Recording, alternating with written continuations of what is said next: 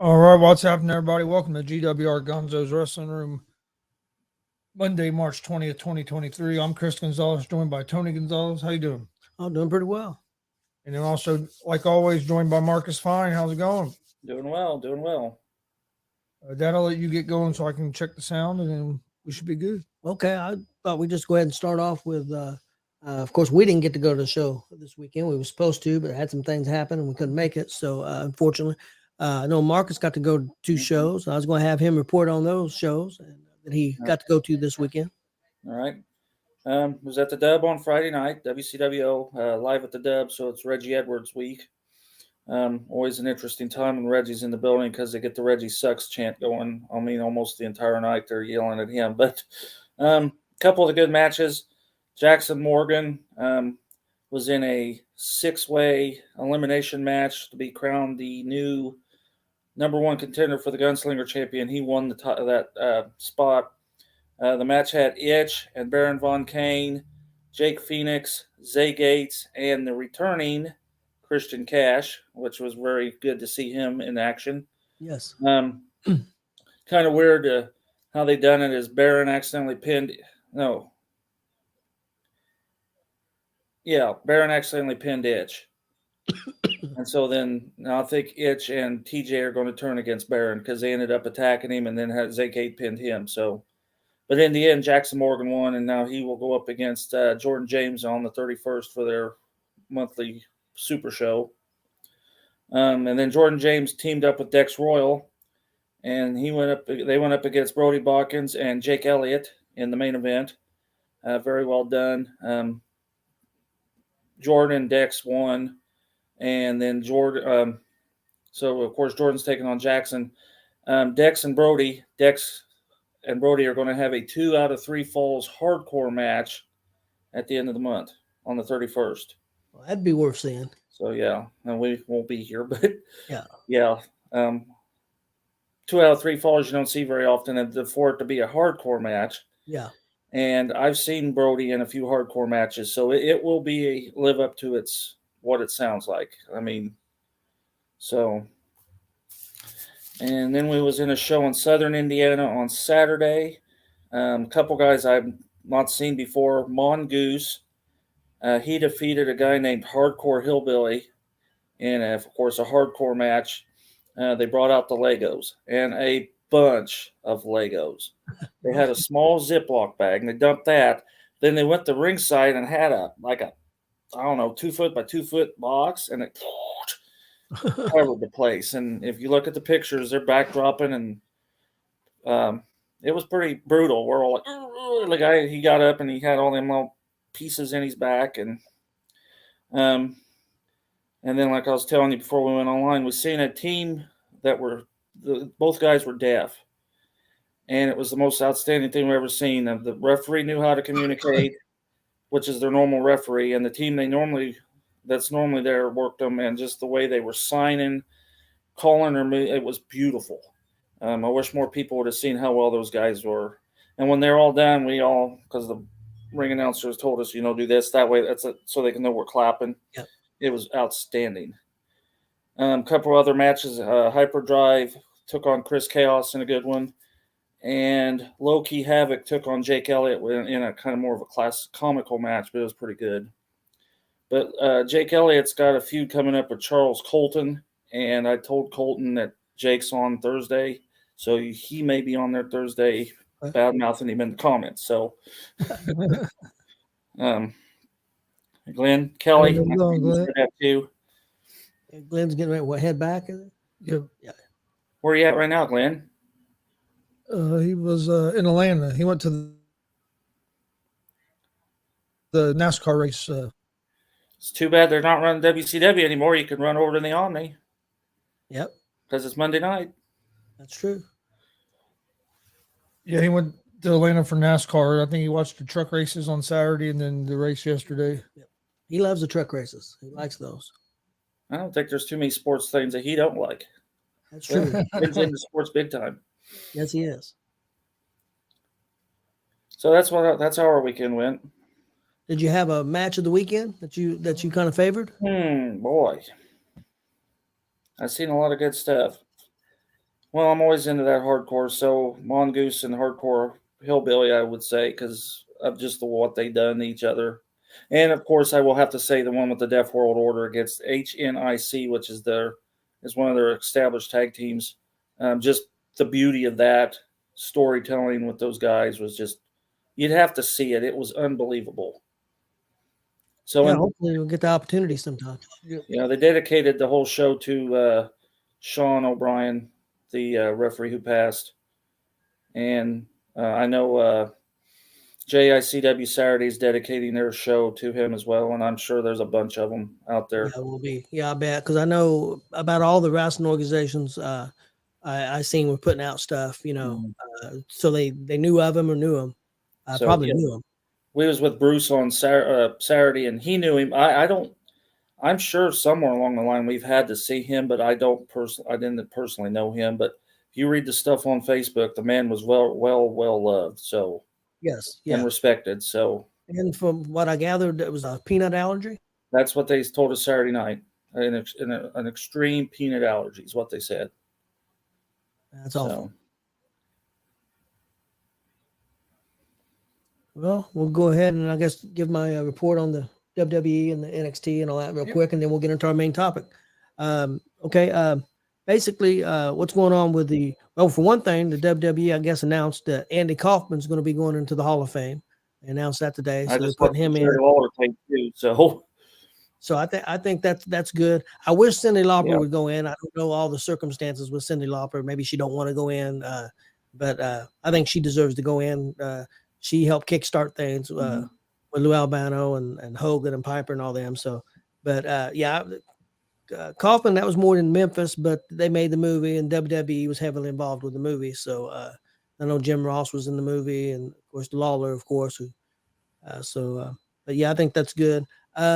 Big story, probably WWE coming out last week was Kevin Owens and Sami Zayn finally came together. So definitely looks like we're going to be having a tag match for the unified tag team titles, I would say. There are some arguments on that. People are wanting that to main event night 1. And of course, Roman and Cody to do night 2, which definitely that'll be night 2. But there's some people who feel like a women's match should be the main event of night 1. So there's some, and they've not announced yet what it's going to be. Usually though, because Rhea won the Royal Rumble, she's supposed to be a main event. So I don't know where they're going to go with that. But I know there's been a heavy discussion online and on even on Busted Open Radio and stuff like that. So I don't know what they're going to do. Let me ask you this, because I was thinking about this earlier. How did they do it before they had WrestleMania 2 nights? How did they do when you had the women's and the men's? Was one of them co-main event and one main event? How did they do that? I do remember I think the last one that was a one main event. I don't know if it was the last one, but I do remember they had that 3-way with the women. With I don't want to say for sure that was the last one because it may not have been, but they had that one with Becky Lynch and them in that 3-way. So they just decided basically which one was going to be the main event. Yeah. But now, since there are 2 nights, people just kind of expect that the women are going to be main event one night. Main events, yeah. So, but I don't.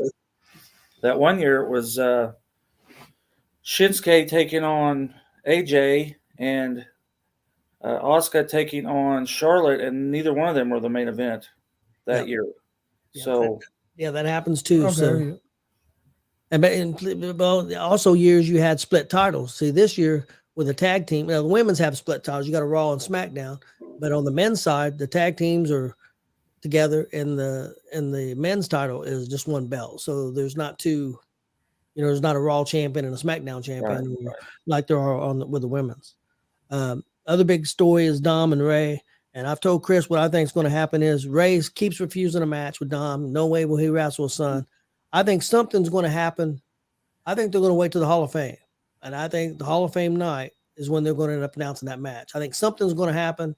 I don't know what it's going to be. Maybe he attacks his mom. Maybe Rhea attacks his mom. Something's going to happen to make Ray take that match. But I think they're going to hold off till at least Friday night, SmackDown. SmackDown's on, and then the Hall of Fame's on right after at the same arena. So they might wait till that Friday night, or it may be during the. I don't know if they'll do it during this Hall of Fame. No, you don't see that. You don't. Nobody runs the Hall of Fame. It'd be something different. Though. It'd Except be for the guy something that different. charged Bret Hart. That's the only guy that ever really interfered with Hall of Fame. But Yeah. So we'll see where they're going with that. Them are the two big things there. The WWE, also NXT. The other big thing with NXT, they got a couple of things. They're setting up for Stand and Deliver, which will be that Saturday of WrestleMania, I think at 1:00. Their big match. It's probably been a year and a half or 2 years brewing. Their two best guys, Carmelo Hayes and Braun Breaker, is going to meet. What do you think is going to happen? You think you think Carmelo's going to take the belt and Braun's going to move up? That's what I think. I was actually talking about this when I was working on that guy's TV a little bit ago. I think Breaker's moving up to either Raw or SmackDown. Yeah, that's what I think too. And then the other big storyline is Roxanne Perez. She wrestled a match with Mako Satomura. She's actually been around. She's 40-some years old. She's been around. She was actually on Nitro years ago, a Japanese wrestler. She's a Japanese legend, and she's really good. Well, Roxanne had a match with her, and she beat her. Roxanne held her title and beat her, but after the match, she collapsed. A lot of people have wondered whether it's a storyline, and why I do believe it's storyline, but they said that they may be vacating the belt. They didn't say they vacated it yet, but they don't know about her status yet. The doctor's still done a test, and so they're going to have a ladder match or something for the belt, but now they have it possibly for the belt. So I think she's going to end up okay, and she's going to defend it. That's what I think on that Stand and Deliver, but we'll see what happens there. And then my last thing's on AEW. Their big storyline, I want to just get your on this. You'll know how I'm going to feel about this, but MJF's they're trying to decide who his next contender is going to be, and they call AEW's four pillars, these four young guys, which MJF's one of them, Darby Allin's the other one, Jungle Boy's the other one, and Sammy Guevara is the other one. Well, all three of them guys confronted him in the ring, and so they're going that route. Out of those three guys. was that part of the bar mitzvah thing? Yeah, that was part of the bar mitzvah thing. They interrupted the bar Called mitzvah. into that a little bit because it was on after you guys were done with Tommy. Okay. I wouldn't. What is this? I don't think that they're going to get the belt. I wouldn't. But I mean, it don't make no sense. All the guys you have in AEW, that's who you're going to have feud for your belt against MJF. It makes no sense to me. It doesn't to me either. I know that Jungle Boy just ended a feud with Christian, which got drawn out because Christian got hurt, and it hurt that feud. And then they had the Buried Alive match, which didn't make any sense to me at all. Yeah, it really didn't. Darby Allin's for most of the time been getting beat, so I don't understand that. And Guevara too has lost a lot of matches and wrestled a lot of tag team matches and been with his girlfriend or wife. I think it's his wife now. So it really don't make sense. We'll see where it goes from there. But I'd rather see him have a guy like Wardlow go in a feud with MJF. Or I mean, there's a lot of people I would rather see than that. Yeah, I agree. So I don't know. That's been part of their problem, has been their planning, their booking. So we'll see if they can get that corrected. And I think we're ready to go into our main topic, unless you guys got anything. Our main topics. No, man, they got so many people in that roster, and them are the three guys that don't make a lot of sense to me. No, they don't. They did have their first house show Saturday in Troy, Ohio. It was the first ever house show. They did it at a small place. I guess it held about 3,500, and I guess they sold out 3,500 tickets. So sold out the small venue, but it was their first ever house show. So they're going to start doing some house shows. And this behind the scenes stuff that he's talking about doing, I don't know how that's going to work out. Yeah, I don't know. It's going to be on after. I think. But I mean, like on that commercial, they're showing them giving that one girl a shot in the back. Yep. You don't want that stuff all on TV. People would start attacking it. Yep, you could get attacked, definitely. Well, it shows a thing where some of this stuff's older stuff because she was hurt, and then also they talk about Thunder Rosa. She was hurt and saying, yeah, she's got the title, and here it is not getting defended, and they was talking bad about her. I don't know that's good for. Yeah, no, it's not good for business. To me, but we'll see. I guess we'd start off with the managers, if that's okay with you guys. Mm-hmm. And I'll start off a category here. I looked at wrestling managers. This was from website Wrestling Inc. And it was their 12 greatest WWE wrestling managers. And we'll see what you guys think of this list. They had number 12, Sonny. 11, Jim Cornette, which he was a pretty big manager in WWE also. The Grand Wizard, which that around before you was probably around. Yeah, I think well, he was dead before I started watching it too. So yeah, he was in the 60s and 70s. Yeah. Another one you guys probably might have seen because he was with Backlund towards the end, Arnold Skolin. yeah, I forgot to put him on the list. I went from the top of my head just remembering who. Yeah, he Arnold was. was more of a wrestler than I mean. I think they used him just to keep him on the payroll. He couldn't wrestle anymore, so here we'll put you with the champ. I really don't know. Yep. But yeah, he's the one throwing the towel that caused Backlund the title. Yep, because Against he the didn't Sheik. give up. Yep. He was 9. 8 was Classy Freddie Blassie. 7 was Miss Elizabeth. 6 was Captain Lou. 5 was Sensational Sherry. 4 Jimmy Hart. 3 Paul Bearer. 2 Paul Heyman, and number 1 on their list was Bobby Heenan. No, that's not a bad list. I forgot Paul Bearer too. I don't know how I did, because I forgot Jimmy Hart there until I was watching the Jerry Lawler thing. It's like, how did I forget Jimmy Hart? So, And then I had another list. This is Sports Illustrated, and this was not just WWE. 10, they had Paul Bearer. 9, they had Miss Elizabeth. 8, Mr. Fuji. 7, Freddie Blassie. 6, Jimmy Hart. 5, J.J. Dillon. 4, Captain Lou. 3, Paul Heyman. 2, Jim Cornette. And 1, Bobby Heenan. That was Sports Illustrated. yeah, I think everybody's going to put Bobby Heenan number 1. And he should be. I don't agree with I did a Nolan list. on that last list. No, I'm not sure. Even Grand Wizard. I mean, I don't know enough about him, so I don't want to say no. But they didn't have Mr. Fuji on that list. Yeah, and Slick, and I mean, Yeah, you had Slick and some people. Yeah. So it kind of surprised me Teddy Long wasn't on either one of those lists. yeah. See, there's another one I forgot. See, there's so many of them that I would, like I said, I was going by the top of my head. Who'd you say? Teddy Long. Teddy Long. Yep. Teddy Long. Yep. I put down a. Paul Ellering was a manager for a long time too. Yeah. In both organizations. Well, I made a list of my own, and I had Paul Ellering down on my list. I had Paul down on mine. I was naming a few of I was on mine that wasn't on there. I've got 10, and then I had to add 2 more, so I've got 12. I'll go ahead and give my list real quick. I had Slick. Yeah, I got a long list. I got Slick, Gary Hart. Gary Hart was really good in the NWA, but if you really want to check Gary Hart out, Texas, world class. I mean, Gary Hart was outstanding. Outstanding. Paul Ellering I had down. Sensational Sherry. Paul Bearer, Mr. Fuji, Jimmy Hart, Captain Lou, J.J. Dillon, Cornette, Heyman, and Heenan. Is the 12 I had down.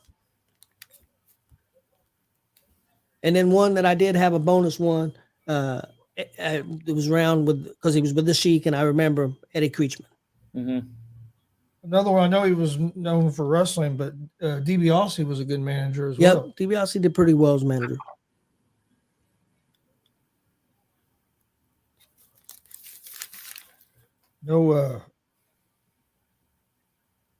No Virgil. He was a bodyguard. Yeah, he was a bodyguard. Fine line is. In the women's, I had Sherry Martel, Miss Elizabeth, and Sonny, but the one that I thought deserved to be on there was Woman. See, I didn't have her either. Marlena. Marlena could have been there too. You want my list? Yeah, go ahead. Anyway, my list is in no particular order. This is just going off the top of my head. I had Jimmy Hart, of course, Bobby Heenan, Slick, Albino, Freddie Blassie, Sensational Sherry. She was on both sides because she had Macho Man, and Shawn Michaels, and then she had Booker T and Stevie Ray. Harlem Heat, yeah. Harlem Heat, yeah. Elizabeth. And then I had Grand Wizard and Eddie Creechman, Sonny, Heyman, Sable, because she was a manager before she went on the. Yep. Marlena, Paul Ellering, Baby Doll. Yep, that's a good one I forgot about. Precious and Sunshine. Yep. That's WCCW people. Yep. Stacy Keebler. And was she Miss Hancock? Yep. Okay, I had them grouped together. I thought that's. She's going to the Hall of Fame. isn't she? That's been a rumor. They have not announced They it haven't officially announced yet. it. Okay. Jim Cornette, Francine, that's an ECW, kind of Yep. goes along with what we're talking about later. Missy Hyatt, if you want to call her that. Alexander York, which was also Deborah, right? No, Alexander York was Marlena. Molina, yeah. And then Deborah. Well, what was Deborah in WCW? Was she Deborah then too? Yeah, Deborah McMichael. Yep. But just Deborah when she come over to the Yep. And then I forgot about Fuji. I just missed the list. I didn't forget them. Fuji, J.J. Dillon, Teddy Long, Gary Hart, and Woman. That's the ones I got when you just said that. So Yeah, J.J. Dillon was a real good one for me because of the Four Horsemen. He just really stood out with the Horsemen, and I guess he was a decent wrestler. Because I seen him. He's wrestled a few. I mean, okay, but yeah. but I seen him on an old card of WWE. Basically, a There jobber. was another guy too. Well, I guess you could put Kevin Sullivan because he was a manager for a while. Yep. There was another guy who I cannot think of his name. He was in the NWA. He used to be a wrestler and then went on to be a manager too. But Paul Jones. yeah, that's him, Paul Jones. Paul Jones, and then Harvey Whippleman. Yeah, Harvey Whippleman. Yep, Harvey Whippleman. And of course, Slick was one of my favorites just because he was funny. Well, He yeah. was just- Well, you know. yeah. He was just funny as heck. Him and Nakeem and And the Jive So, bro. oh, it was great. Oh, man, yeah. Don't forget Sapphire. She was one I somehow didn't put on the list, but Yep, Sapphire. Most people, like you said, think Heenan's the one. Who do you think most people would think would be two? I'd say most people, in my opinion, would either probably say Heyman or Cornette. yeah, or Albano because he had the most tag team people. Yep. But I'd put Jimmy Hart in that list. He had a lot of people. I would put Cornette because he's a mastermind. Yeah. I mean, he's crazy, but yeah, he's a mastermind. yeah, I love listening to it. Yep. He goes nuts. Yeah, Dillon was real good. And Paul Ellering, Paul Ellering had that group in NWA. It was called the Legion of Doom. Legion of Doom had Jake the Snake and Jake the Snake Roberts and the Road Warriors, and I had a couple other different people. Bundy was part of that for a while, and yeah, so I mean, that was the original Legion of Doom. So, thank you, Gary. We appreciate it. I'll be getting a hold of you here in just a little bit. But yeah, that as soon as I get done with all these shows I have in one day. Mondays are always busy. See, I wonder with Albano what hurt him now is that he was almost ending, 85, 86, 87, 88. He was almost done because his bigger years was probably really 77, 78, Samoans. And so I probably hurts him a little bit. But at one time, yeah, you go mid 70s to mid 80s. You could say he was the number one guy, probably. Yeah. Then Heenan came in and then kind of took over. But Heenan was big when he first got to start. Heenan was big everywhere. That's Yeah, the thing. I don't think you can get any better than Heenan. Yeah, Chicago, Indianapolis. He was in the AWA, then he was in the WWE, then he went over to the WC. Yeah, he was everywhere, and he was big everywhere he was at. So never really managed in the WCW. He was just pretty much announcer. But was it in WWE where he was kept trying to sneak in the building? The first Monday Night Raw. Yeah, I was watching. I saw some of that the other day. I was watching that. That was hilarious. Yeah, that was it. Well, if you like that, Tuesday Night Titans. Tuesday Night Titans. Well, that's the kind of humor it was. Oh, that was hilarious. He'd come in different disguises. Who was the one that always called him? It was Gorilla. Well, Gorilla ended up finally throwing him out of the building, but there was another guy too. Okay. Who's the guy that used to do that? Oh, that was one of them guys. Yeah, I know. I don't know what. I don't can't think of his name though. I know who you're talking about. He done them damn the safari stuff. Oh, with Mean Gene. No, he done it. The guy that was with Mean Gene. Lord Alfred Hayes. Yeah, Lord Alfred Hayes. The one I saw, he was stopping Bobby Heenan as well, keep him from getting in the building. I was cracking up. I don't know who Lord Alfred Hayes had pictures of. I don't know how he ever had a job myself. I never cared for him, but I figured Well, I he had. guess he was a wrestler one time too. Yeah, he was. I do know he I was. never seen any of his stuff. I think safari thing they did with him and BG. Some of them old vignettes they did was I was like, oh, who the hell came up with this? Well, Thought this he was a was- good idea. Yeah, Lord Alfred Hayes did all those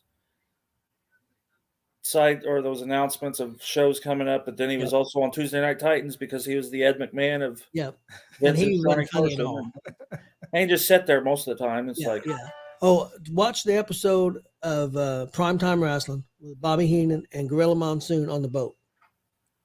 Okay. They go out on sea, and that boat gets to moving, and because everything in the water was pretty rocky, and they were sliding all over the place in the cheer. It's Gorilla started just losing it. He just started cracking up. It wasn't supposed to happen, but it happened, and it was just funny. Them two together were.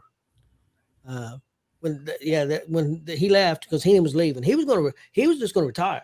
He thought he was done. He didn't want to do the work schedule anymore. WCW called him and said, "Look, we just want you to announce on Monday nights, and maybe a tape show on Saturday." So they offered him a bunch of money and he went, but he was really going to retire. his neck was jacked up too, so there's not much he could have done anyway. Live on the air, Brian Pillman comes out of the ring and grabs him by the neck. And got the F-bomb thrown. Live on the air. What the fuck are you doing? He said to Pillman. Because he thought it was a fan that got him. Yeah, and because everybody knew you don't touch Heenan. Yeah, Pillman didn't know that there was a "do not touch Bobby" clause. But yeah, I remember that was live. Yeah, I do too. Bobby was great. Oh, he was just so quick-witted that. Well, that's what I said. If you got Bobby Heenan and Jerry Lawler at a table, just trying to one up the other one. Yep. Yeah, they were best friends. Yep. Because when Bobby Heenan did his, when he accepted his Hall of Fame, he even dedicated it to Gorilla and was in tears that he wished Gorilla was there to see it. So. Oh yeah, and his Hall of Fame thing is outstanding. Heenan's speech. I mean, he got up there just having a good time. He said, "Look," he said, I have cancer for 2 years. I've been in the bed naked by myself." He said, "It was great." What I liked about it is he accidentally said WWF because they had just went to WWE. He said, "Well, let me tell you," and he started rambling off every animal that wrestlers had brought. He went for like 5 minutes and just rambling crap off. He got a standing ovation because he just off the top of his head went. Did you say this ain't the WWF? Well, I tell you. Yeah, it was pretty awesome. Anybody that's not seen that speech of Bobby Heenan, go back and check that out on the network. Yeah, it was good. Well, nobody has anything else. So managers will go to our next thing. I think I'd put Paul Heyman at a close second. Though I like Paul Heyman. Yeah, I'd put him up there in the top 5 because you got Jimmy Hart. There's just so many guys. Yeah. But Paul Heyman, just his facial expressions and everything. I mean, everything he does, and then not even counting what we're getting ready to talk about. Yeah. What he does. Yeah. What he done with that. Presentation alone. Yeah. And I don't think you've seen a lot of his. I know you've seen some of it in the NWA, but a lot of his young stuff. I mean, that's when his relationship started with the. Well, actually, his relationship started when he was 15, 16 years old, sneaking into the Madison Square Garden, taking pictures, and became friends with the Samoans. That's and everything. So, but I mean, his relationship with the Samoans go back forever. And then he had the Samoan SWAT team in the NWA. Was that when he was Paulie Dangerously? Yep. Mm-hmm. And he had hair and a lot of hair. A lot of hair. Yeah, I remember that. Had that. Well, not the time it wasn't, but that prehistoric cell phone, that big. Antenna.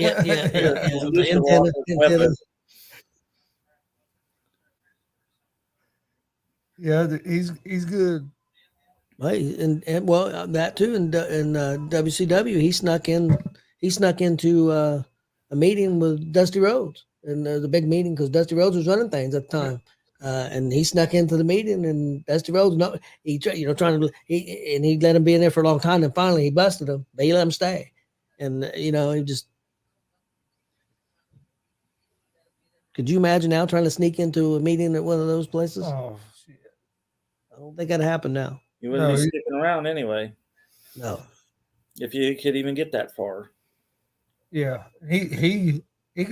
so a lot of his stuff he got kind of lucky because I mean, he could have went the other way. He could have got in trouble and all kinds of stuff. They got back then. They got the hell beat out of him. I mean, back then, or maybe I hate to say it, but maybe killed it back then. back then in WWE, man, there was a lot of big guys. I mean, it's not, you know.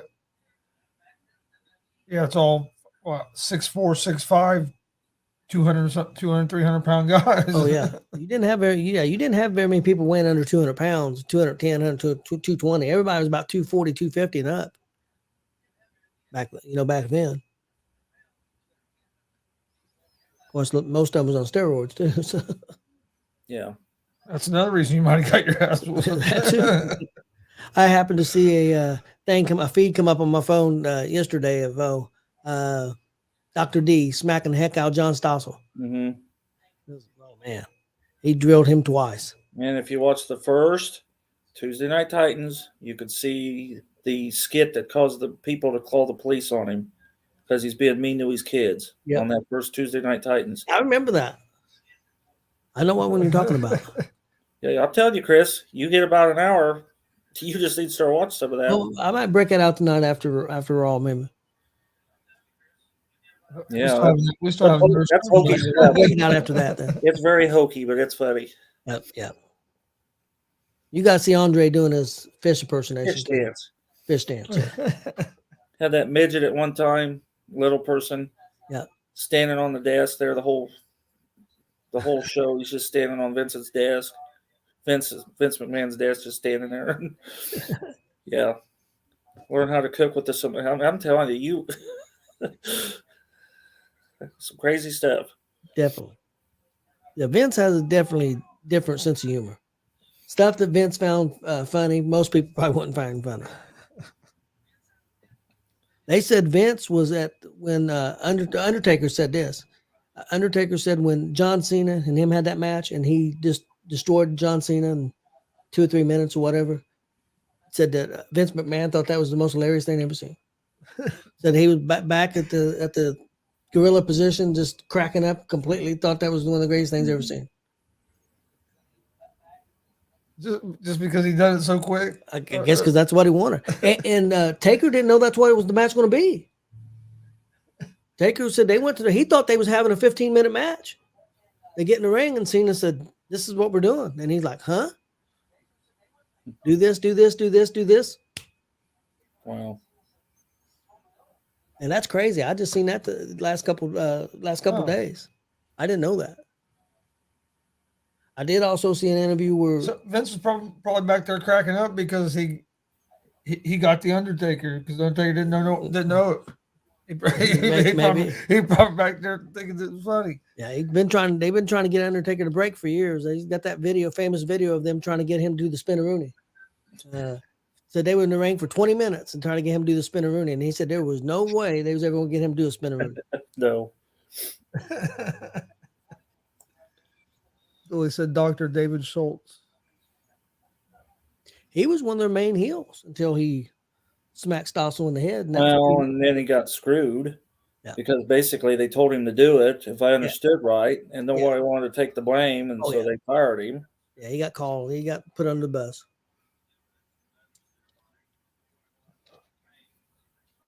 Well, let's move on to the ECW. All right, I have this, and you'll just have to go, and I'll go with it.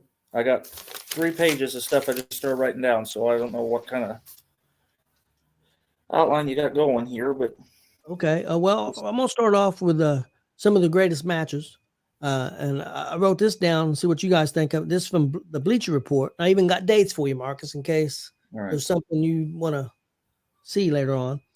Their number 10 was on Hardcore TV on 10/18/94. Sabu versus Cactus Jack. All right, I've seen that. Number 9 on November to Remember 1995. Psychosis and Rey Mysterio. Yeah, that's on my list. That's an excellent match. Excellent. They brought those guys in. I watched that thing the other day, last night, and they brought in because nobody wanted to do anything with the Mexican wrestling people. And Paul Heyman brought them in, and they were jumping around, and then they started doing the hardcore stuff too, and the fans just ate it up. Oh yeah. ate it up. So because NWA and WWE did not want the Mexican wrestlers in there. And then of course after it was successful, the NWA started taking them away, Yeah. or WCW. Number 8 was Hardcore Heaven 2000, Tajiri versus Steve Corino. Yeah. Number 7, Living Dangerously 1998, Taz versus Bam Bam Bigelow.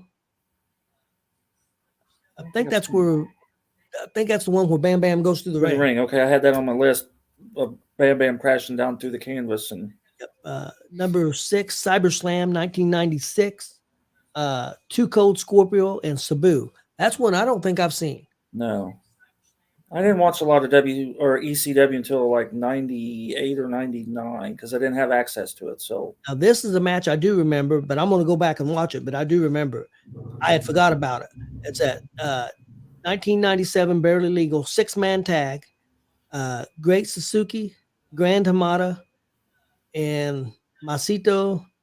I'm not going to promise I'm going to pronounce this right. Yakushita against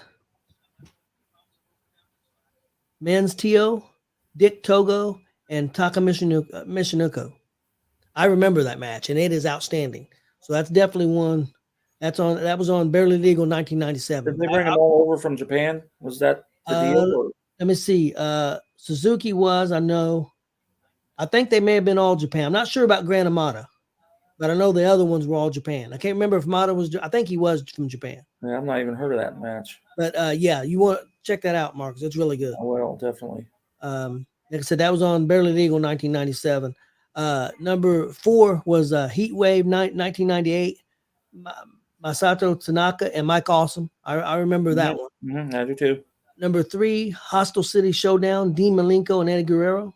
Yeah. Was that the 2 out of 3? I believe so, yeah. Because they each took a fall and they each pinned each other in the third match or in the third fall. Yeah. All 4 shoulders were on the ground and they called it a draw. This one I don't remember. Let's see if you remember it. Number 2, Gangsters Paradise, 1995, the Pit Bulls versus Raven and Stevie Richards. No, I know Raven and Stevie were a big team at one time, so I'm guessing that's blood. That just reeks blood, just the sound of it. So, and I think I remember this one. Their number 1 was Hardcore Heaven, 1999, Rob Van Dam versus Jerry Lynn. Oh, those Jerry Lynn and Rob Van Dam matches they put those on TNN like once a month. They'd have those. Oh, yeah, those two were. Yeah, those guys were good together. And then I wrote down some of the biggest feuds. Of course, Sabu, Van Dam, Raven, Sandman, Sabu, Taz, Taz Bigelow, Cactus Jack, Terry Funk, Raven, Tommy Dreamer, Dreamer, Sandman. I mean, they had great, that's one thing that really helped ECW. They had great feuds. That helped a lot. Another thing that I watched some stuff on ECW to kind of refresh my memory. Heyman talked so much how big a help Terry Funk was working with all these guys and getting all these guys over. He wanted to work with everybody, and he wanted to get everybody over. And Heyman said he did. Said he got every single one of them better, every single one of them over. And he said that ECW wouldn't have got where they got to without Terry Funk. Bully Ray done a lot in the background. Oh yeah, Tommy Dreamer. Lonnie Dreamer, yeah. Taz was a shirt guy. He made the shirts. Bully was getting like the buildings. Billy got the buildings. I think Tommy did a lot of booking with, and they all did production. I think Tommy did a lot of production. I agree. And then I also had one other list. It's the top 12 storylines, but I don't remember the website I got it from. Their number 12 was the BWO. Blue World Order. Yeah, it was Stevie Richards and the Blue Meanie and Nova. Yeah, I knew there was he was just a third wheel, I thought. But he ended up going to WWE, and he's the one that was Sean Dean. Yeah. The fitness guy, supposed to have been the fitness guy. They were doing those vignettes out in the street with the Blue World Order and all those people. That was hokey stuff too, but it Well, was they funny. said original they showed up Blue World Order. It was going to be a skit on TV, and it was going to be a one-off. It was the original plan, and it just it took off. It was kind of an accident. Number 11 was the network against Heyman. You still see them BWO shirts? Oh yeah, you do. You remember the network issue? Yep. TNN was going to pull them, and Heyman said, "Well, I'll do whatever the hell I want now," and just waiting on him to do it. And I guess the network gave Vince thousands of dollars and took it away from him. But that was the thing. Heyman said that they didn't know it at the time. They got that deal with TNN as basically to see how wrestling would work, and then if it worked out, then they were going to spend big money and bring in WWE. Which well, maybe that's the story. Yeah, that's what happened. Next one was number 10 was the underdog story with Mikey Ripwreck. I can't say it, but yeah. He was the guy at ringside that they pulled in there, and that kid could take a beating. And he did too. Yeah. But he started out ringside, and that's where they storylined him. I don't know. He may have been in the ring, ringside guy. I don't know. And this is one I think you told me you was at this match, or this number 9 was Mike Awesome, leaving to go to WCW and lost the ECW championship to Taz. Yeah, I was there. And Taz was in WWE at the time. They brought Taz back as a favor. WWE let him go back and win the belt. And then I think he turned around and lost it maybe to Dreamer. I can't remember. And then Dreamer turned around and lost it to... and this was on the ECW show? Yeah. Yeah, they found out Awesome was going to leave. It was Indianapolis, wasn't it? Right there across the street from Glenn. Yep. And they found out that he was going to leave. Awesome was going to leave. Well, he did leave. Yeah. Because he was on Monday night, or he was on Nitro that Monday. Yep. And he come through the crowd because nobody knew he was there. He had to, or they'd kick the hell out of him. Yep. And they started, you sold out. But yeah. Yep. Who was Lance Storm's partner? That's who Dreamer lost the belt to the same night he won it. They've done most of their shows in Philadelphia, right? Most of them. Just Incredible. Just Incredible, yeah. That's who he lost the title to. Okay. Same night that he won it off of Taz. Because he didn't want the belt. No. But he took it off Taz so Taz could go back. But Taz did show up to Monday Night Raw the following Monday with that belt on. Okay. If you go look at the April... Well, that show was April 13th. So whatever the following Monday was in 2000, you'll see it. Hey, how's it going, Rob? Talking some ECW, Rob. Yeah, just incredible. I see. I should know Justin. Sorry, Justin. So you was at that show? Yeah, 4th row. And remember, that's the show. It was an accident because I didn't know they were coming. And I was getting my Road Warrior tickets, and they said, well, we got a show. And it's like, well, who is it? Oh, I'll take tickets to that, too. So, I got 4th row. Of course, we couldn't see a damn thing. I don't think Kelly's seen hardly any of it. People are standing on their chairs. It was poor seating. Even in the 4th row, we had a hard time seeing. So, was it they have pretty good size crowd? Oh, yeah, it was packed. Full house. So, I don't know how those people... Where was it at? They're at the Egyptian Room? Egyptian Room. I've been in that place. I can imagine. Yeah, that'd be a packed place for a wrestling show. Yeah, it was. I've been to a concert there. Yeah. But that, I don't remember who Mike Awesome's manager was, but he said there's nobody can take us. And then that when Taz's music hit, oh man, that place just went nuts. You're right, Kelly. It sucks being short. I was gonna say you really I identify with that. I've been to many concerts. And it seems like I get the 7-foot guy in front of me every time.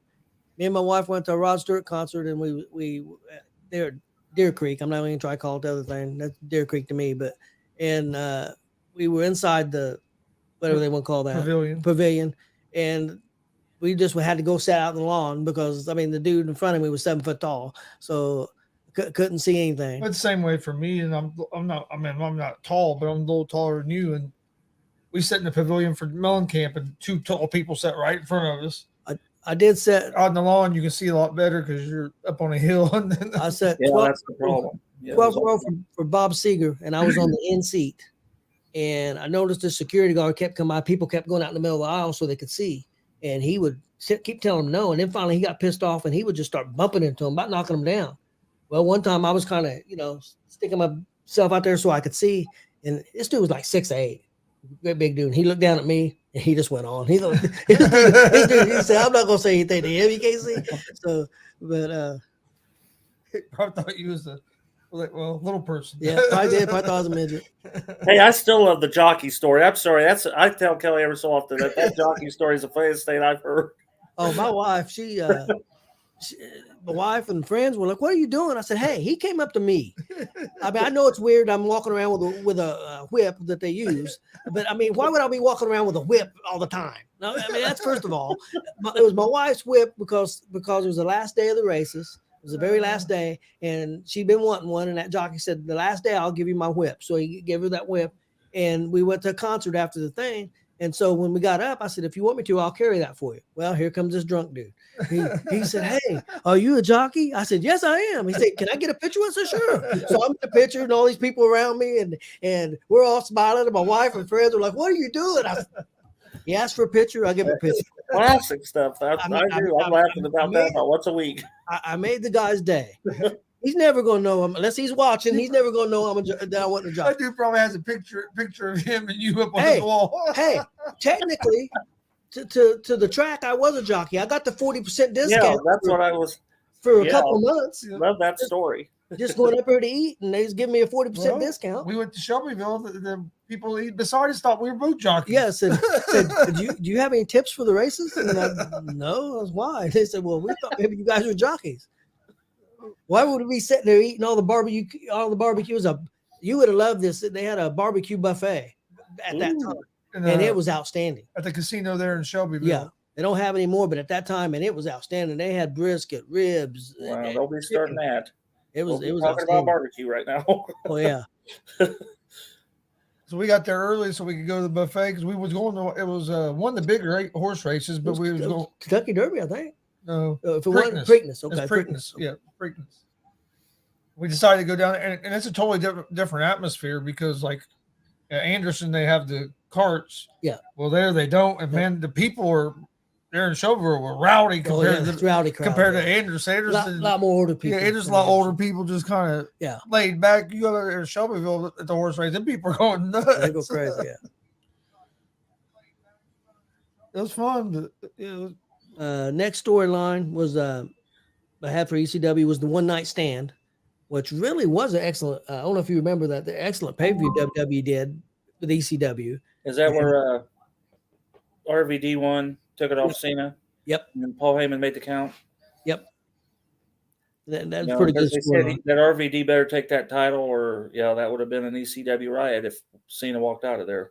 Another really good storyline that a lot of people forget about. I assume Mark has definitely seen it. It was Cactus Jack against the fans in ECW, where he goes against the fans and he starts kind of dressing up in a suit, and he's tired of taking the beating and just putting his body on the line, and it was really good. It was really good. Of course, another big thing was when the angry Steve Austin showed up and started cutting promos after he got fired from WCW. Against Bischoff and all that, and it kind of, I think that's where in a way his character came from, Stone Cold Steve Austin. I do too. I do too. Or definitely headed that way. Next up on the list was, they got completely kicked off TV, all their networks for a while. TV, the three-way kiss between Tommy Dreamer, Beulah McGillicuddy, and Kamano Wanalea. That was the storyline where supposedly Beulah was cheating on Tommy, and they kept saying it was this person or this person. Well, it was this guy. No, it wasn't a guy. It was another girl. Yeah. And I forgot about that. You said that. Yep. That was crazy. The ECW original invasion of WWE when you know, That's where they're of course, sitting in the front row, they- right? Yep. Heyman, Sandman, and Tommy, or somebody sitting in the front row, right? Yep. Yep. Here's a storyline. There's no way they could ever do this today. The crucifixion of the Sandman. You By know, Raven. you know the story about Kurt Angle, right? I've got it Kurt wrote Angle down was there. thinking of Kurt going to Angle. ECW, and he said, "You take my name, you use my name one time, He and was at we're that show. suing your ass." He was at that show, and he was going to join ECW, and them fools did a crucifixion angle there, and he went nuts. He left and didn't have anything to do with wrestling for a year, I don't think, after that. And then then he went to WWE. Said, you bring my name up once or anything, show my likeness, and I will own you. It's like, So that was before he went to WWE Yes. originally. Yeah, it was about a year before he went originally.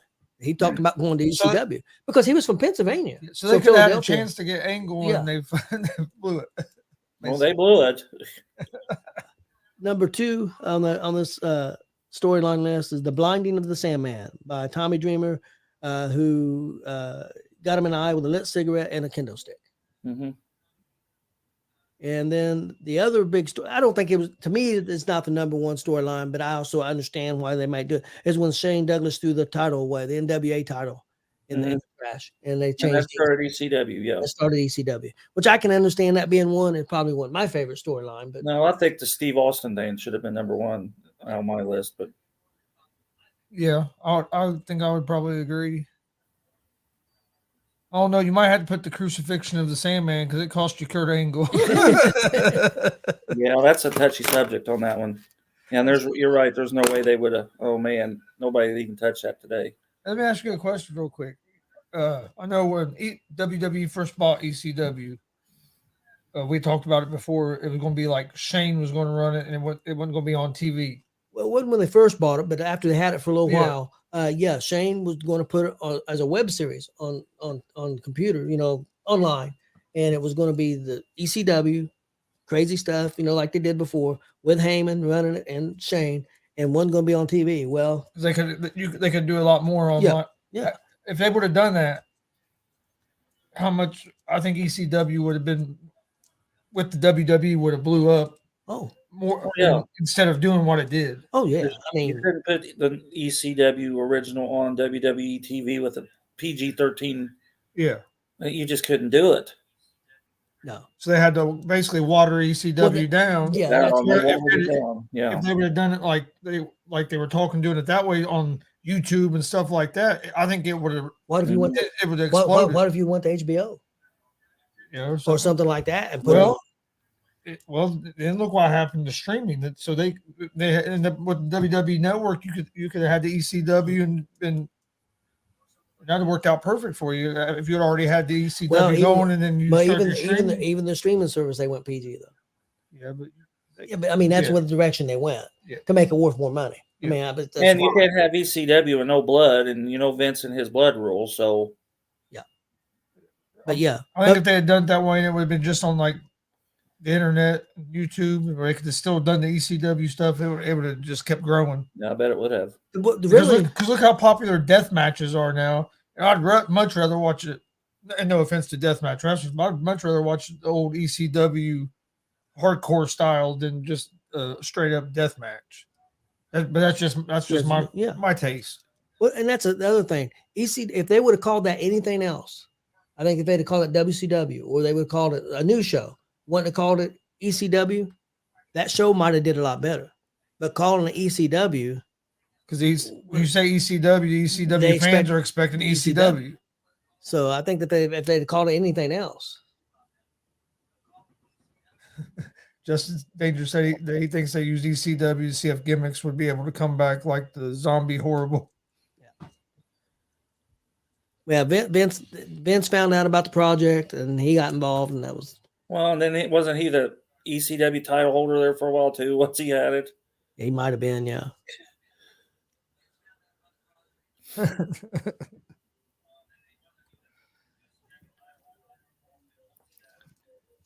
But that was the list I had. Well, some of the things I had was I watched that thing Paul Heyman did. There's a thing on Peacock, Paul Heyman and Joey Styles talking, and they said use the word extreme, and then everybody used the word extreme. Yeah. Everybody, I mean, not just Burger King had the extreme Whopper, and somebody had this was extreme, and he said we were the first. Yeah. And basically, as I always put it, ECW only had one rule: the pin had to happen in the ring. There was no countouts, no DQs. Nope. You were all over the place doing whatever you wanted, but you had to make the pin in the ring. And if you ever notice, all the pins always come back to the ring. So, and that's one thing that I know the fans get on Bully Ray about, because he's critical of AEW and the rules. And he said he understands. ECW didn't have any rules. He said, but if you learn psychology of wrestling, he said I came into the business the wrong way. He said you need psychology. You need to. If you got a ref there, you gotta make it make sense. You have to have it make sense. You don't want to make him look like a fool. And he said, because I did bad things first, don't mean that okay, everybody can have a pass. He said there's a right way and there's a wrong way. He said, of course, I learned the wrong way. And he said, then I learned the right way from guys like Terry Funk and guys like that and like that. So he said that's what he's trying. But he said they're getting a pass right now. AEW's getting a pass right now because they draw pretty well, even though they're not drawing quite as well. It's went down some. Their TV numbers have went down too. So we'll see what happens with that. I think it's the thing is it's just their fan base and it's not growing. I think ECW grew. ECW just had a money problem. Yeah, didn't have enough money. If they could ever got a real TV deal, who knows? The big problem was going to be able to keep the wrestlers because with WWE and WCW knocking on the door, how could the guys stay? Well, how could Mike Awesome be the world title holder then to go to a dumb, stupid gimmick like that 70s man? Yeah. Did you come on, he's the world champion, and he goes to the dumbest gimmick that you could come up with at the time. This is how brainwashed these guys are, and it may not be the right term. Bully Ray went to Paul Heyman and said, look, WWE's here. They're wanting us to leave. And they're offering us a lot more money. And I know you can't match that. He said, he said, I can't match what they're giving, so I'm not even offering you anything because I can't match it. They said they told Heyman, you give us $1 more than what we're making right now, we'll stay. They said Heyman wouldn't do it. And I think the reason Heyman didn't do it was because he didn't want to hold him back. Did you ever hear the story? Sonny and Chris Candido was in ECW, and she made a statement that she had to, I think, mortgage her house to help pay ECW payroll. I think I heard or read that somewhere one time. I know he had a lot of problems with payroll. So, yeah, there were some that didn't get paid. Who I think it was Van Dam that said that he never. I know there was a wrestler I was watching. I think it was Van Dam said that he never.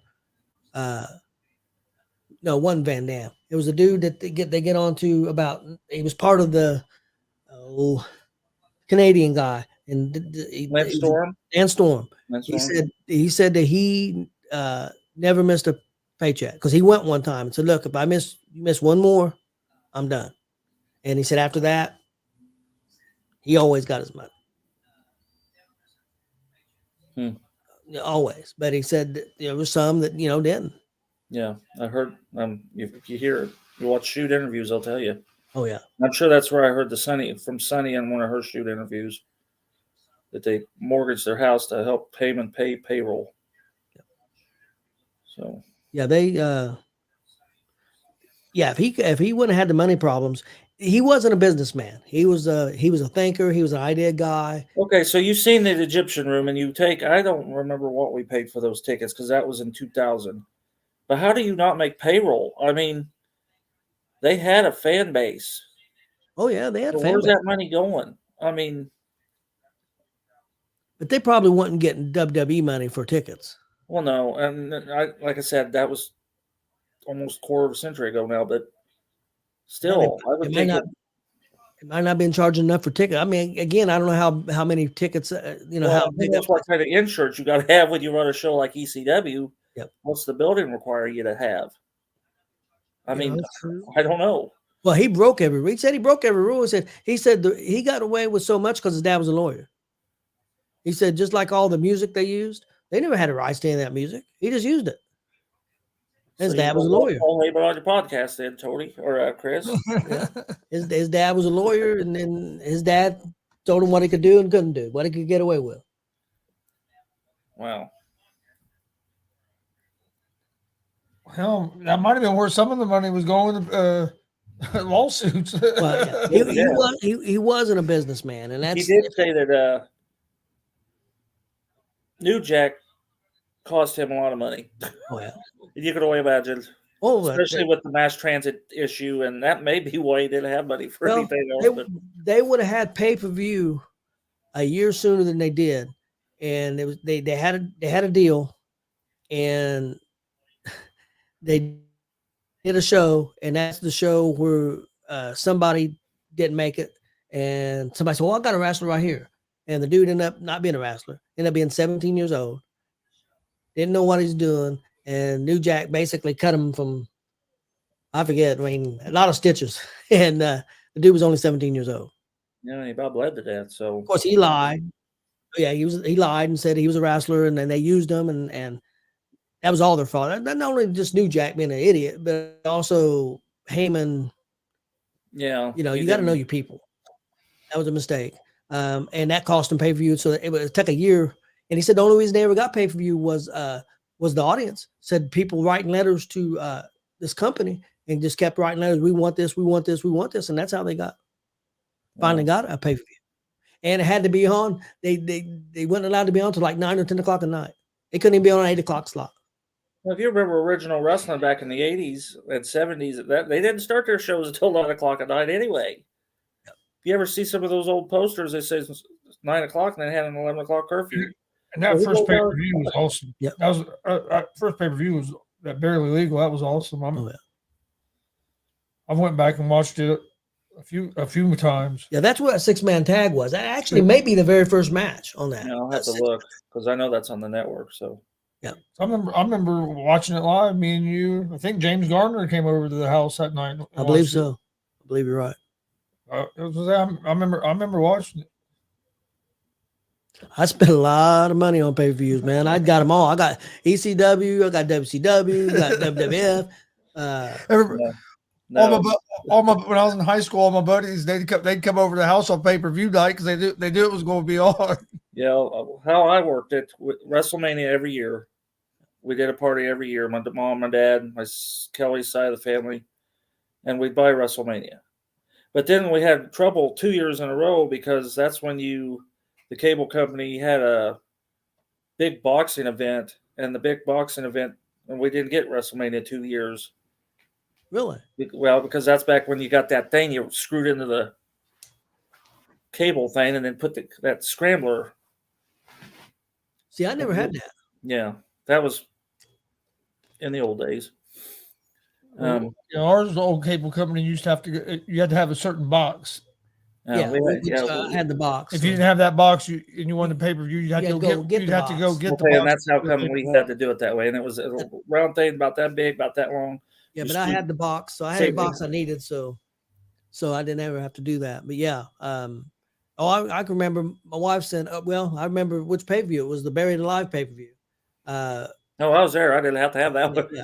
My wife said, my friend at work, she's got 2 little boys, and they're wanting to see that pay-per-view. Can they come over and watch it with us?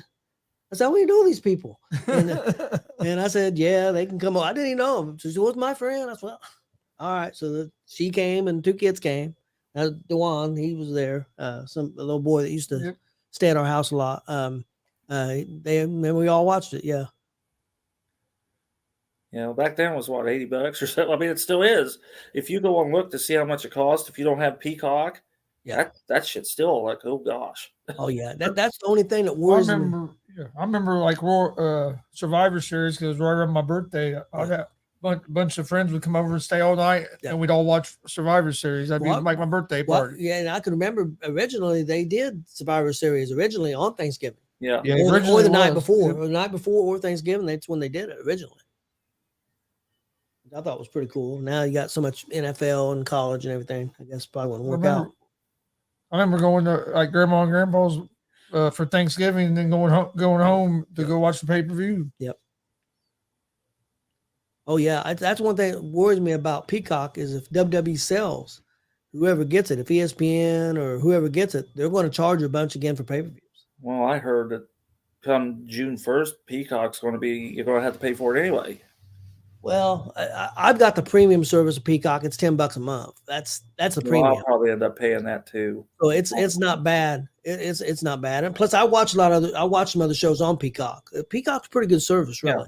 Oh, I agree. And I'll probably pay the $5 to $10, whatever it is, too. Yeah. When it comes up, so. But I worry once that agreement's up. It was a 5-year agreement. Probably gonna maybe a couple years left, 2 or 3 years left.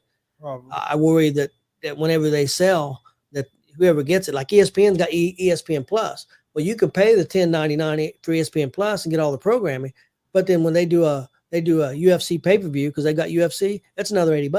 Yeah. So that Plus don't help you any. No.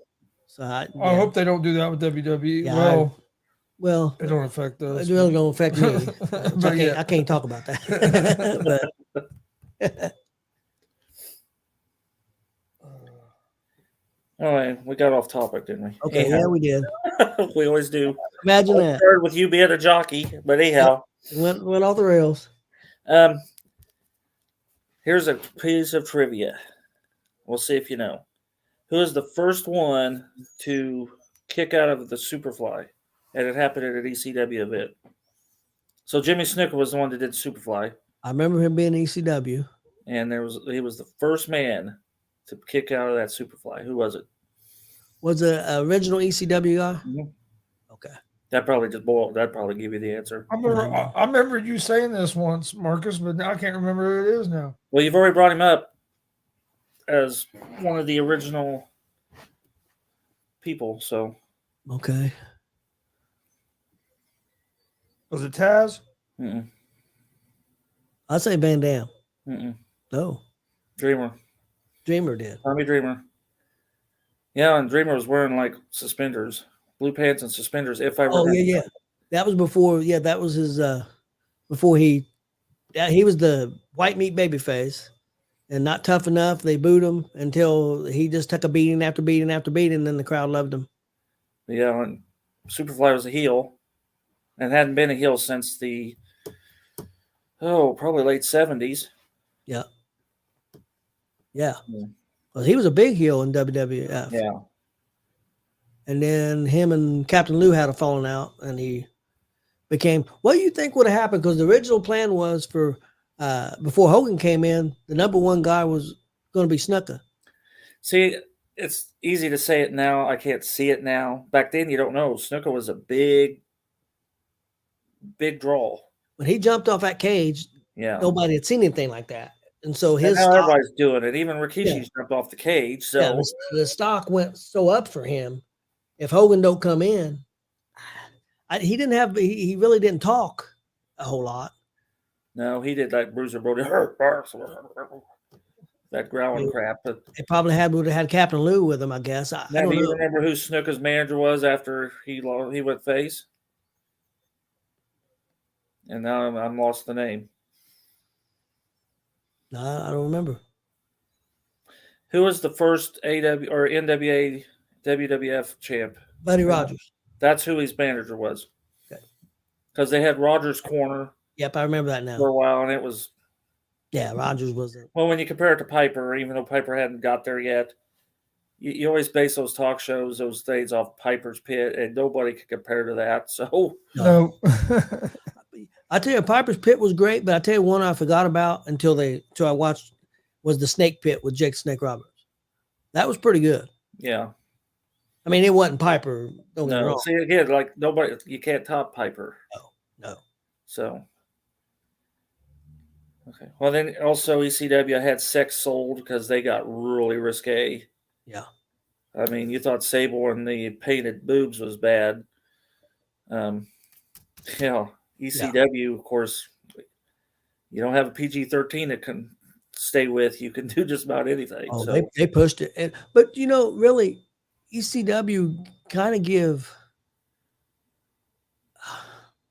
really, I think this is kind of the reason the Attitude Era happened, because WCW was trouncing them, and I think they took a lot of their ideas from ECW, reformed them. I mean, changed them. They didn't do straight ECW because they couldn't, but they pushed the envelope pretty hard, and I think a lot of ECW influenced.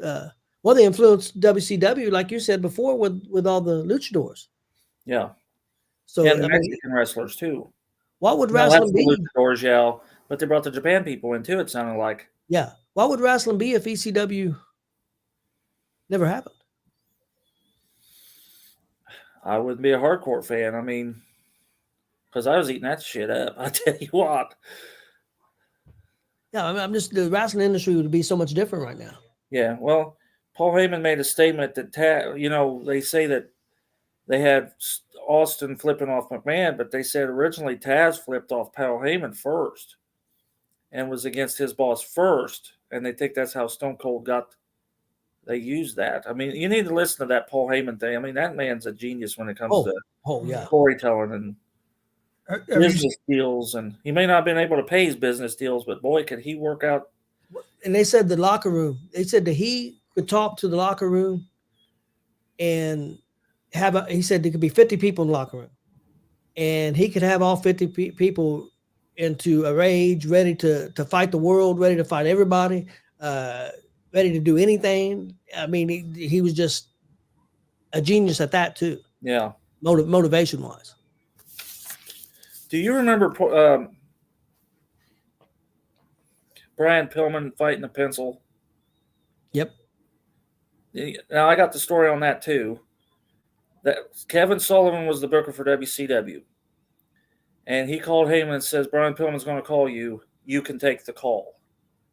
And it had to do with the way they call those the bookers, because the booker would write their matches in the book. And so Brian Pillman was fighting the booker, the pencil, and that's where that story come from. Him fighting that pencil I thought was hilarious myself. But yeah, I remember that. Yeah, and the pencil's like 6 foot tall. It's just not a pen; it's a 6-foot pencil. Yeah. So Joel Gertner was part of the commentary team with Joey Styles, and he'd ramble off his name for 5 minutes, and there's always sexual endos in it, and Joel Gertner. But to get up to Joel Gertner, it was like a 5-minute introduction of himself because nobody else could do it. And so I like Joel Gertner myself because of the way he did that every week.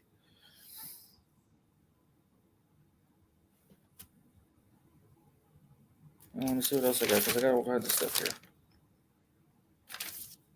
They set a fan on fire. I don't remember that at all. I don't either. It came up in discussion with Paul Heyman and Joey Styles. It was an accident, of course. They just did go out and set a fan on fire. Well, it was a mishap. Referees setting masters on fire now. So. And he said that, and of course, there's another lawsuit. So no wonder he couldn't afford to pay nobody if he had to keep doing damage control like that. You remember Kane Dewey? That Dewey was Mick Foley's son. Yep. And he's seen that sign in the audience that said Kane Dewey, and Dewey was only like 5. You remember that story? Yes. I remember it in the book. I don't remember seeing it but if you read Mick Foley's book, that was another reason why he kind of did that. Yeah. Turn against the fans because where he seen that sign that said Kane Dewey, Kane his boy. It's one of Kane's son. His boy was like 5 at the time. So, and then Mick Foley getting stuck in the barbed wire because he got the rolling in it so bad that they had to cut him out of it. Yep. Well, I think Funk did too. Oh, probably. I think Funk had to be cut out before.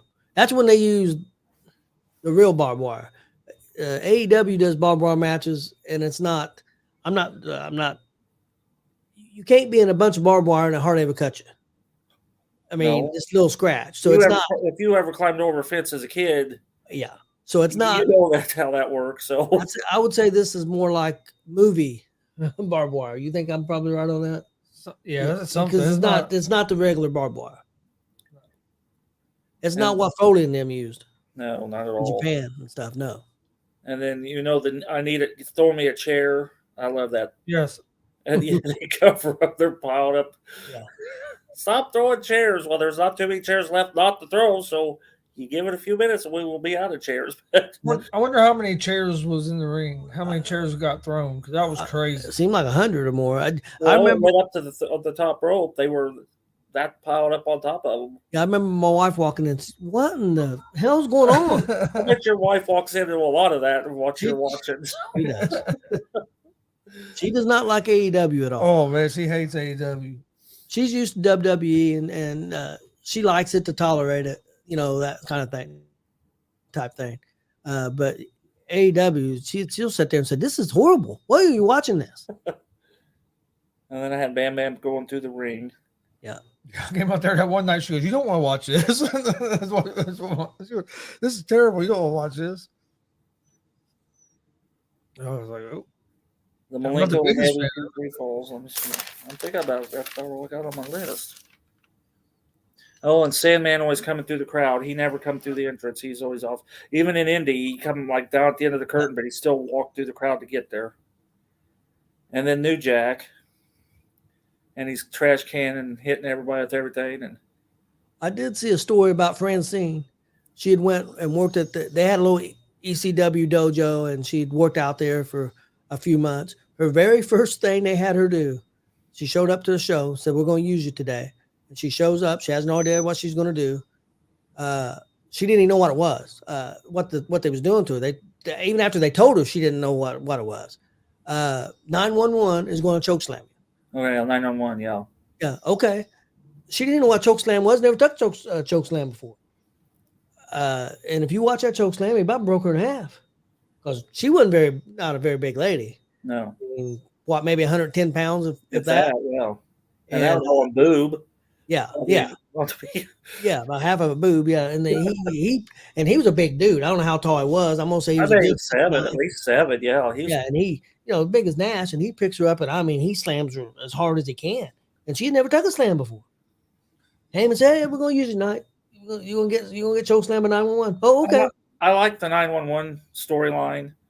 Anytime Heyman didn't like what was going on, he just called 911. That guy come out and choke even slam. attacked the guy doing the national anthem and Santa Claus and yeah. And then they did talk about the match, and I've watched the match before. It's actually a good match, especially considered it's a hardcore match, but it's two people they weren't wrestlers. It was Sabu's manager, the dude with the whistle, Bill Alfonso, yeah. taking on Beulah McGillicuddy in a hardcore, which was Tommy's girlfriend and his wife now. Yeah. They beat the holy crap out of each other. I mean, they were both just covered in blood. I mean, it was crazy. Yeah. But honestly, do you think, how do I say this the right way? Because I don't want people to take offense.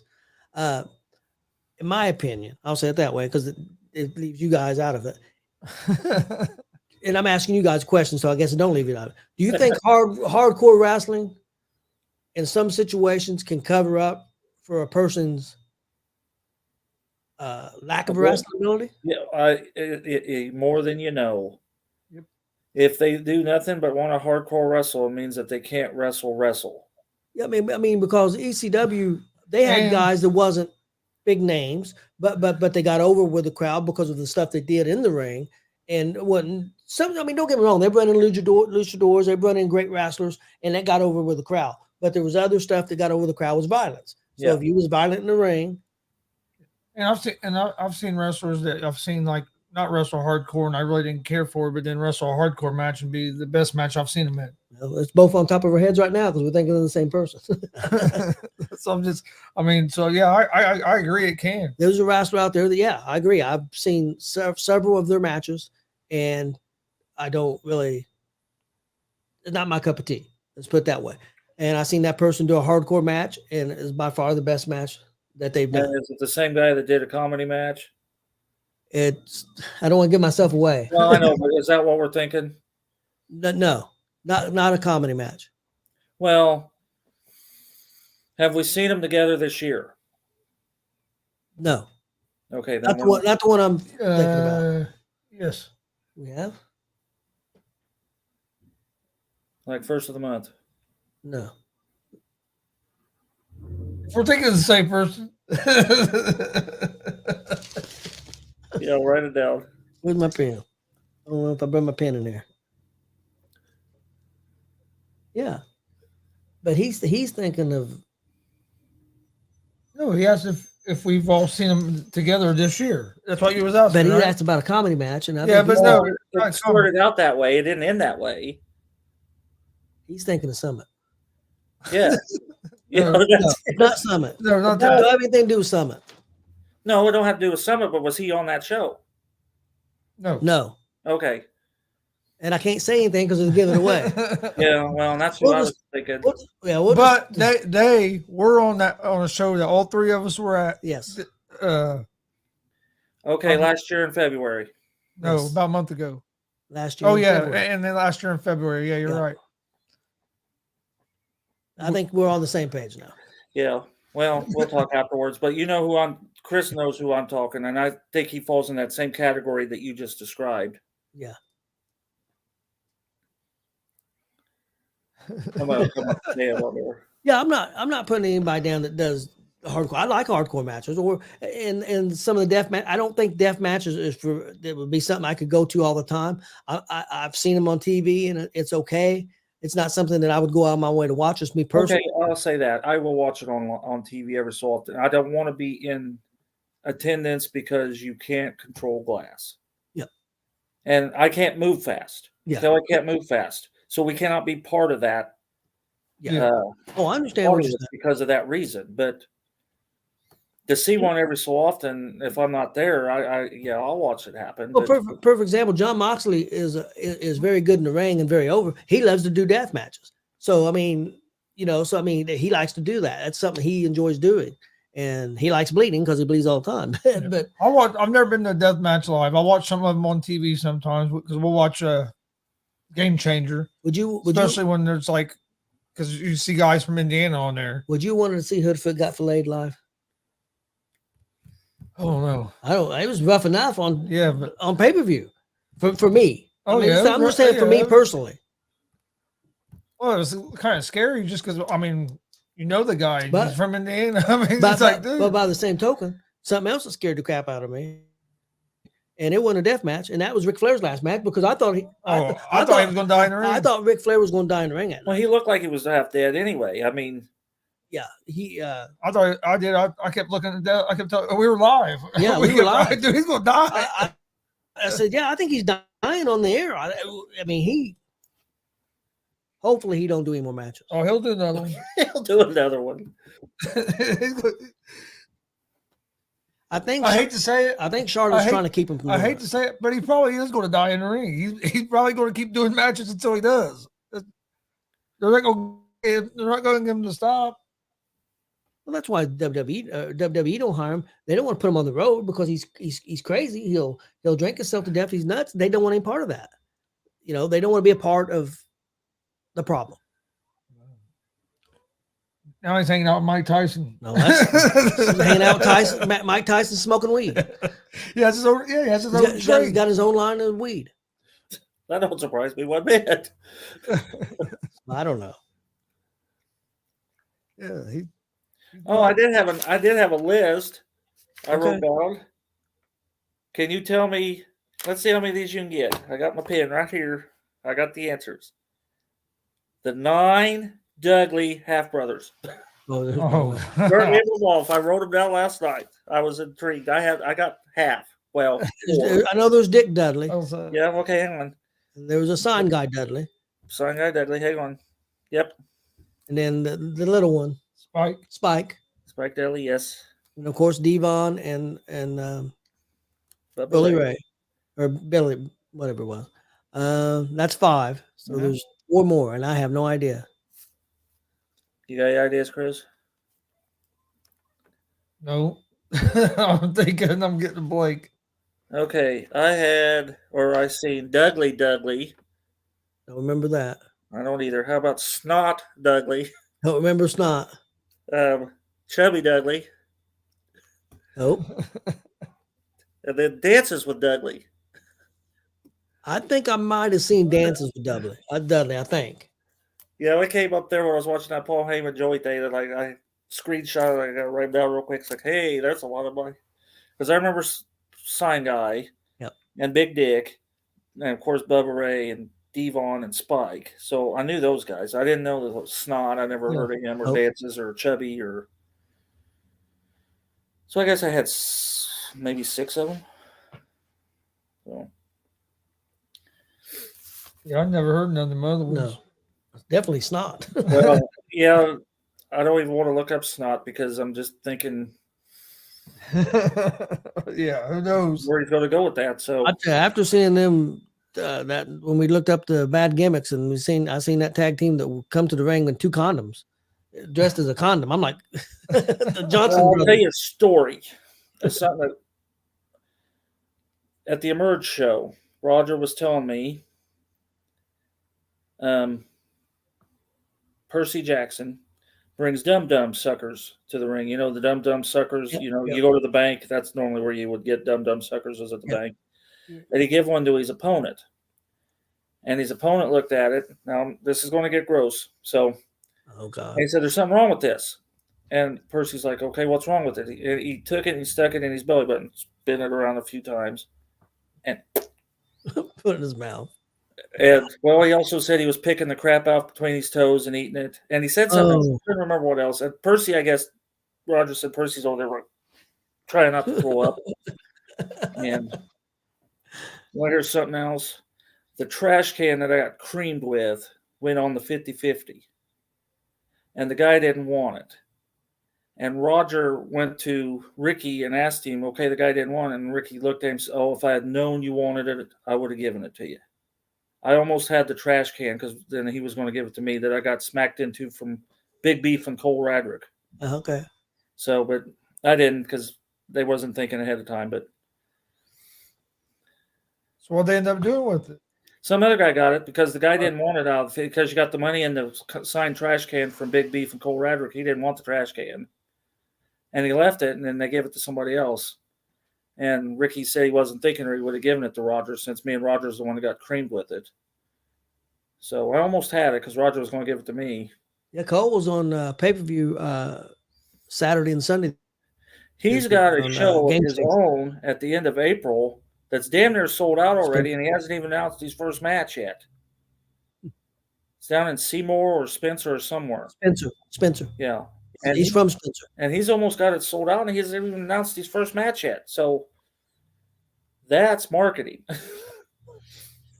And real quick, I know we didn't get to go, but everything I saw about New Era, I know it was another sold out, Yeah, I did see it was sold out. standing room only And I heard show. Braden won. Okay. That's what I heard. He took on Jordan Dye. It sucked. I figured it was going to be a good show. It sucked. Hey, they we didn't did get it to go, again up north. Justin Danger, he's on here. He can tell you he was on that show. They sold out up there too. Good. So, and they said they had a hard time because of the snow getting back up there and back down because of the snow. But Do you guys have any problem with snow? we woke up Saturday, which is the damnedest thing, because we spent the night in southern Indiana. And I went in the back room because our laundry room's back there, and I kind of glanced out the window like, you got to be shitting me. So I walked in and said, you ain't going to believe this, but the ground is covered out there. But the minute we got south, hit Indy, nothing. There's nothing down there. Yeah, we got quite a bit here pretty quick, but it melted pretty quick too. But yeah, and it's like I was cussing at my Alexa because she told me, we weren't getting nothing, and then we got the hardest snow hit for the year, really. So yeah, when I saw it, I said it's snowing hard. Yeah, well, we stayed. Like I said, we stayed in Jeffersonville, but Bruce said he hit snow coming back because he lives in Speedway, and they hit snow coming back home Saturday night. So yeah, it snowed we here. didn't hear nothing. Even coming back home, you could tell it's kind of snowed when we were gone, but.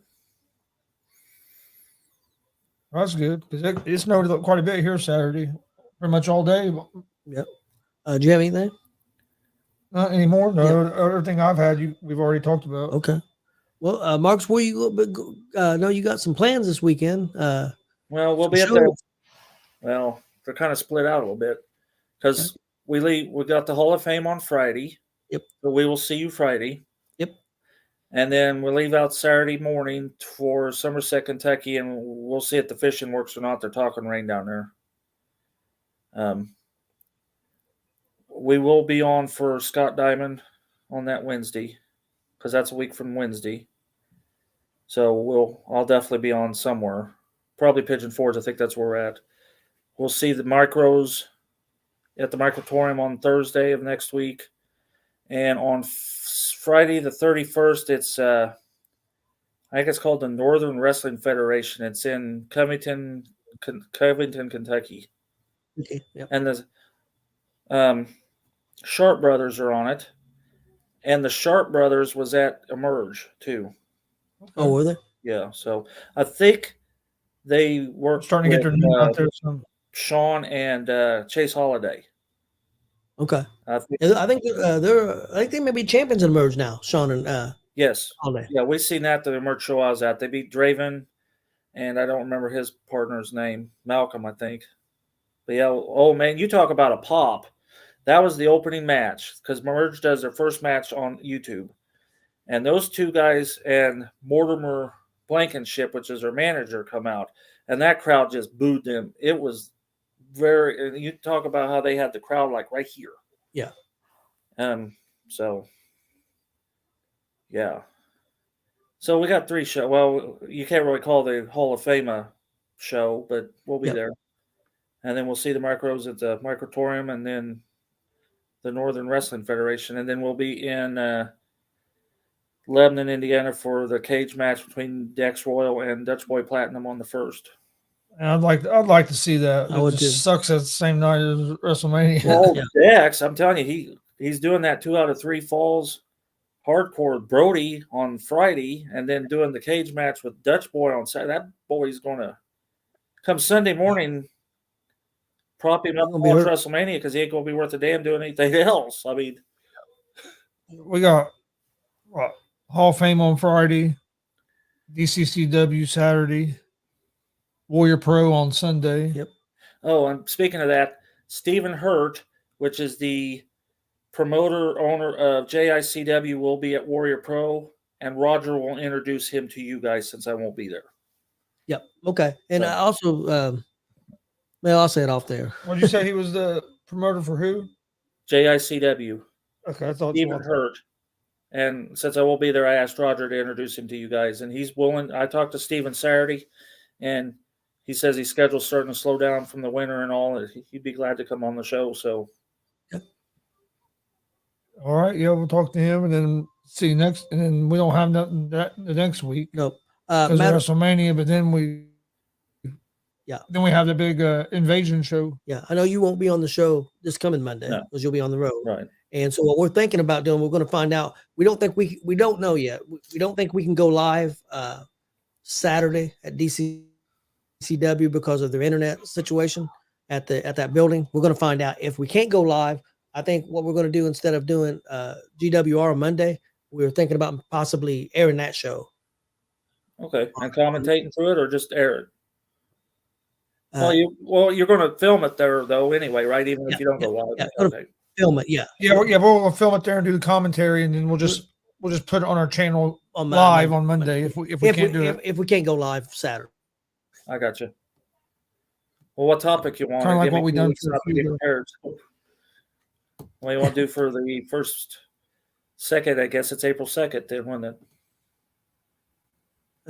3rd. April. It'll be 3rd. 3rd. Yeah, the 3rd. Well, we'll probably definitely talk some WrestleMania. I'll definitely see WrestleMania night 2. You might be able to catch up on some highlights of one, maybe. Yeah, we'll have to see because I don't know when we'll be. Well, we'll be in Lebanon. Yeah, so we'll definitely be home. Well, you'll have Monday daytime too, so maybe catch up a little bit. We'll talk some WrestleMania, maybe talk some old WrestleManias too. Yeah, let's just do that. You just want to make it a WrestleMania Monday? Yeah. We can talk about the one that just happened and anything from the past if you want. Yep. That sounds good. Maybe come up with some lists, our favorite moments, favorite matches. I could do that. Yeah, let's do that. That's fantastic. That'll work. We can do the best of and the worst of. Yep. So, Yeah, we can do the worst stuff. I wonder what would be my worst match from WrestleMania. Oh man, I'm about to go back and look. I well, know what the worst. WrestleMania 2 is the worst WrestleMania they had. The worst thing from Survivor Series is I can't think of the name. The thing that came out of the egg. oh. Gobbledygooker. Gobbledygooker. That's the worst thing from. Well, I can Survivor tell you Series. what the worst WrestleMania is, and that's Bundy and these little people and Hillbilly Jim and the little people in WrestleMania 3. Yeah. How you go from being main event at 2 to that kind of match in 3? I mean, yeah. That didn't need to happen. When they done the King and Doink with the little people, was that at WrestleMania or was that? I think that was a Survivor. I think that was Series. a different. Because that was Survivor Series. That was Survivor Doink, Series. Doink and his crew against King and Well, Lanny Poffo. Matter of fact, it was 2 years in a row. It had the King against. So it was supposed to go against somebody, and it didn't get to. He ended up going against. Wait a minute. Trying to remember because it was Shawn Michaels and he had the Knights. Yeah. I think it went against Bret Hart's family. Yeah. And then the next year you had the King and the Midgets taking on the Doinks. The Doinks. Yeah, but that was the next year. So yeah. I did watch. I haven't seen Kane yet, the Kane one, but I did watch Jerry Lawler today and Paige. I haven't yet. Yeah. Oh, yeah. Pretty good. Have you ever seen Fighting with My Family? Yes. Okay. Well, that was pretty accurate. Yeah. From the story she tells on, and I'll just leave it at that. Yeah, I believe it. Yeah, that movie's pretty decent. Yeah. I've seen it a couple times actually. If I'm flipping through and it's on, I'll usually watch it. Did you get to watch the ECW show that I told you to watch? I don't know which one was it because I've watched a lot of ECW just in the last day. It wasn't Exposed. It was the. I can't remember. It had like Bully Ray, Taz. Yeah, no, I hadn't seen that one. I knew there was another one I was supposed to look at. There was the one that I sent the name of it to you. Yeah, I just hadn't got to it yet because I ran in that one with Joey Styles and Paul Heyman talking. See if I can find it here real quick. Thanks for joining us, Billy.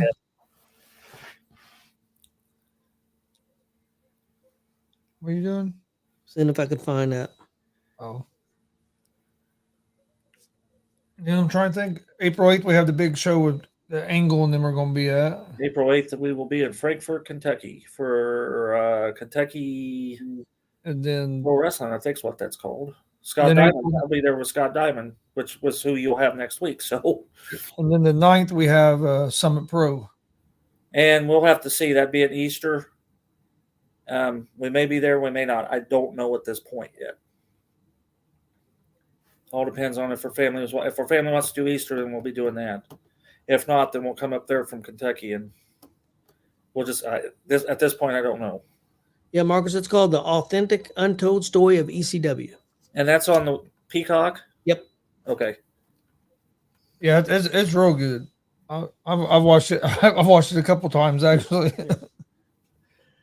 Because I'll turn it on the network and just see what's on, and it'll be on. Like earlier when I was helping that guy, Extreme Rules. One of the Extreme Rules was on. He started watching it. Yeah, I like stories like that. You think they're going to come out with another series of the territories, or you think that the 10 of them are done? I haven't heard yet. I thought they did pretty well, and that was kind of produced by The Rock, so I figured that they will do them again. Well, I was hoping they would cover Indianapolis. Yeah. Because that was a big market at one time. Yeah, it was. So I'm excited here. Got just I think it's like April 30th. I think that's when I know it's soon. It's going to be the Stone Cold show, and it's going to be the Hidden Treasures. Yeah, I love that Hidden Treasure one. Yeah, I like watching that too. Yeah. And they're getting ready to come out. Well, I don't know if they're getting ready, but they did sign a 4th season for Dark Side of the Ring. Oh, yep. And Sonny's one of the. That's probably going to be the whole season right there. Yeah. No, I'm a big fan of she's done. that American Pickers show, and that's kind of what that Buried Treasures reminds me of a little bit. I just like though how those people got a hold of that shit myself. Yeah. When they went looking for any of that, how did they go in that guy's room and he's got all these authentic titles? Where the hell did you get all that stuff? It's like, well, you got Kane's original mask. How did you get Kane's original? How does Kane not have the original? How does WWE don't have that mask anymore? right. Did it get stolen? I hear they're going to look for the Jeep that was in the DX invasion. Yep, I seen that. It's like, I'd like to know where that thing's sitting. The only one that kind of made sense how he got, or I only remember how he got it, the one that had the Ric Flair robe. Did Ric Flair give him that robe? Ric Flair gave him that robe. Yeah, Ric Flair gave him that robe, and then when they were asking for it, and they gave him ended up giving him a different one. That dude, he gave him money. That dude was emotional. They gave him money and another robe. He didn't want to give up that robe. Well, did you see where the mortician had to give up Kane's urn? They gave him another urn. Yeah. He didn't want to really give up that urn that he had for when the original. Well, that episode about Andre, Mark Henry. Mark Henry was Mark Henry. He was tore up. Andre was his guy. So pissed at Sonny Ono for auctioning off that mask, that machine mask, because Sonny Ono had nothing to do with Andre and the machines. Yeah. And then he went and sold it to that other guy for a higher number. Yeah, I can understand Mark Henry having that connection. He says he's seen him with low boy wrestling, and Andre's getting ready to go to the back, and they're all going up to the rail, and everybody knocks Mark Henry down, and Andre reaches over and picks up Mark Henry as a little kid, and just make sure he was all right. Never a little kid. He wasn't little, but but to Andre, that's true. And made sure he was okay and everything, and he's. And Andre was his favorite before that anyway. So, yeah. If you get a chance, go on eBay. They used to have them on there. Somebody had pieces of feather off of one of Ric Flair's robes that he kind of broke up, stuck it in a frame, and selling them on eBay. And I laugh every time I see that because, shoot, who knows where those feathers come from? But yeah, who knows? And they're little bitty pieces of feather, too. So. Ain't no different than a little dude to get the picture taken as a jockey. Hey. I love that story. I didn't charge him anything. You're right. Would have been worse if I'd have charged him $20. You might be up in somebody's memorabilia room. I think that'd be fantastic. He said, that'd be fantastic. That would have been that's the only thing that would have been better if I'd charged him $20. That'd be awesome if the guy that got it actually heard this and he sent a picture of it up in his memorabilia room. He probably go that picture, break that picture. That sort of a. Speaking of that, the Tommy Gage story with the putting his picture on Rob Kincaid's wall, I was laughing my ass off that one. I enjoyed that conversation. That was very good. And I also Blake Money Wright. Because he's been on a few times, but I really thought that was real good as well. Yep. Kind of went different direction than the other times he was on. Yep. We kind of had to because, like Tony said, he'd been on so many times where you don't keep asking him the same thing. So yeah.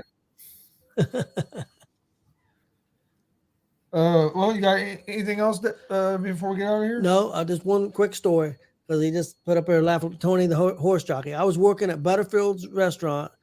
You was born, so it was probably 1980, and I was working as a bar back. I was under 18. I wasn't allowed touching liquor, but I would clean glasses. I could carry liquor as long as it wasn't open. And working there, and a guy come in and offered me an opportunity to be a jockey. Wanted me to move to Kentucky.